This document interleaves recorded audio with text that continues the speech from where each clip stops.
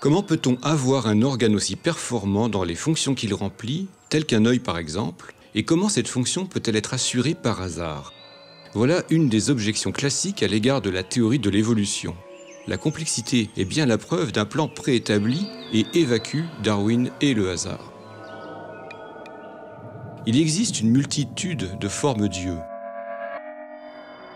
Il n'y a pas qu'une seule manière de voir. Là, des cellules uniques, euglènes, équipées de récepteurs photosensibles. Darwin disait que nous mettons le mot hasard sur ce que nous ne parvenons pas à expliquer. En fait, on n'obtient pas un œil par hasard d'un coup de baguette magique. Chaque étape ne vient pas de rien. Chaque étape est un événement conditionné par l'étape précédente. Il y a une contrainte historique. Le vivant n'est pas stable, il est altéré en permanence, même dans ses fonctions les plus vitales. Les formes qui persistent à travers la descendance sont des formes fonctionnelles qui font leurs preuves. Des micro-hasards se superposent les uns aux autres et, au fil des générations, créent des variations qui pourront être retransmises, puis sélectionnées ou non. La variation propose, la sélection dispose. Pour Darwin, l'apparition des variations est indépendante du milieu. L'adéquation forme-fonction est le fruit de la sélection naturelle. Et on ne peut pas dire que toute structure du vivant est optimale, car chacune résulte d'un compromis avec toutes les autres. De plus, elle est tout le temps remise en cause par des changements de l'environnement. Ainsi, il y a des structures qui créent des problèmes. Notre bipédie. Elle nécessite un apprentissage. On ne peut pas se tenir debout très longtemps. La meilleure bipédie est celle des dinosaures théropodes et celle des oiseaux. Voici une autre structure qui pose beaucoup de questions. Le clitoris de la hyène tachetée femelle. Ce clitoris péniforme représente un fardeau pour cette espèce. Il a la même apparence que le sexe d'un mâle. On a d'ailleurs souvent attribué le statut d'hermaphrodite à la hyène, ce qu'elle n'est pas en réalité. Les hyènes femelles accouchent par le clitoris.